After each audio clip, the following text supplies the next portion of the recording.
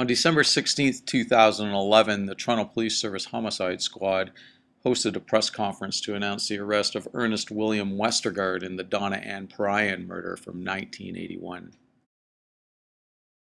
The men and women of the Toronto Police Homicide Squad are very hard workers, and they work hard on a day-to-day basis. But I'm here today because I'm extremely proud of the commitment, the dedication, and just the pursuance that they have done over the past 2 weeks. And as a result of these past couple of weeks, I'm very proud of being here today, being with them, to say that Detective Sergeant Steve Ryan, who is the section head of the Cold Case Squad, is going to talk to you about a case that stems back to 1981.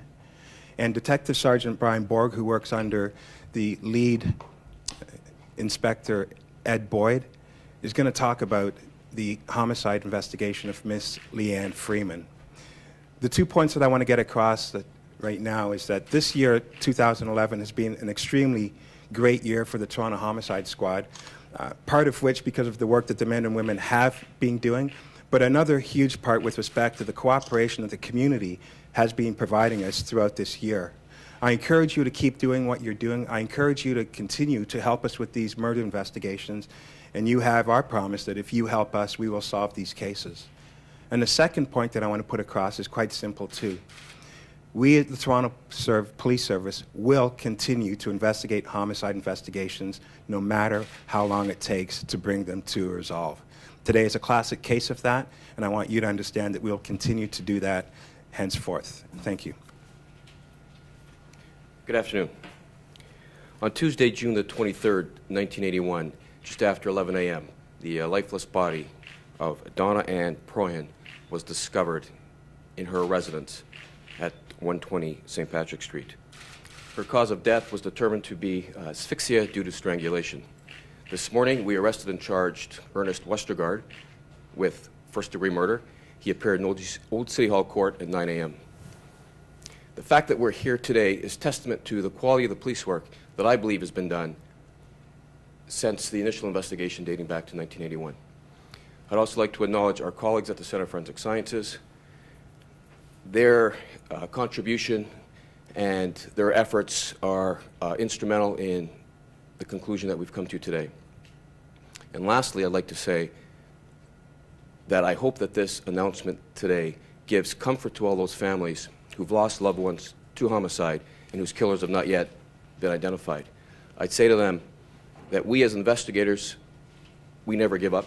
We never forget your loved ones, to continue hoping and never say never, because you just never know. You just never know.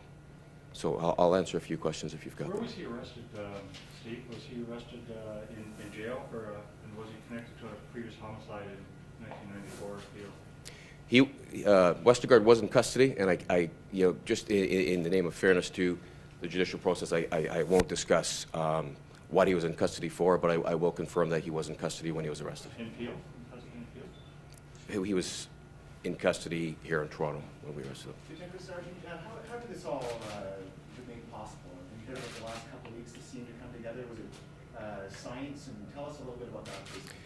Science, yeah. The forensic science it's getting better. It's rapidly getting better, and it's remarkable. And the people at the Center for Forensic Sciences do a remarkable job. And it's the tenacity of the investigators in my office who pour through these cases, and evidence that back in 1981 was examined today gets re-examined, and the results are different in a positive note, and this is why we're here today. Can you tell us anything about the allegedly any kind of relationship or non-relationship that Westergaard had with the victim? We understand her husband found her. She failed to come back to work, so he went home, finds her lifeless body. There's something about the entry to the house which suggested a key of some kind. Is there anything like that that you could expand on for us at the time, and what's changed since? What forensic tests were undergone or samples that were? Well, I won't discuss any information that you can appreciate would be evidence. What I can tell you is that Westergaard lived in the apartment, the suite next door to Donna and her husband. But with regards to the rest of what you've talked about, I can't comment on that. Have you Sergeant Brian, how long has Ernie Westergaard been a suspect in this case? Westergaard had been on the radar, so to speak, right from the onset of this investigation. And as I said earlier, the quality of this investigation, right from 1981 through the hands of all the cold case officers up until we looked at it, has been outstanding. It's as a result of the work that they've done, which allowed us to just resubmit this piece of evidence, and through the efforts of the Center of Forensic Sciences, you know, we're able to lay the charge that we laid today. Can you explain that? Like, how, if they had the DNA all these years, or did they? I've read that perhaps they didn't have the DNA from the beginning. Again, we're getting into evidence. What I'll say to you is that technology has changed, and that's an important message to those that have committed murders, those that have killed people. You may think you've gotten away with a homicide, but in fact you haven't, and you won't, because the scientific technology is so great that we will catch you. It may take time, in this case 30 years, but we will catch up to you, and it's a credit to the investigators, and it's a credit to the scientists. What about reaction from the family of the victim? They've asked that remain private, as you can appreciate. So, I mean, they were appreciative, to say the least. Was the husband ever a suspect in the case, the husband? No, that's the investigation. I can't comment on. Just a few more questions. Why, why now as opposed to say a year ago, or I know you're busy with a million cases you've got to deal with on your plate, but was there something in the last couple of weeks that piqued this one, that new information, or was it just awaiting test results? It's dogged police work on the part of the investigators in my office, where you just pour through these cases. You may uncover a piece of evidence that perhaps we can resubmit, and the process goes from there. Do you think he may have been, or are you going to investigate whether he may have been involved in the other homicides in that time? Because there were several other homicides around that time. Well, that would be a matter of routine practice. That's something we'd always do in a case like this. We'd go back and look But at right now, homicides. he's charged with the one homicide, that's it. That's right. This seems eerily similar to the other stuff he's faced charges with.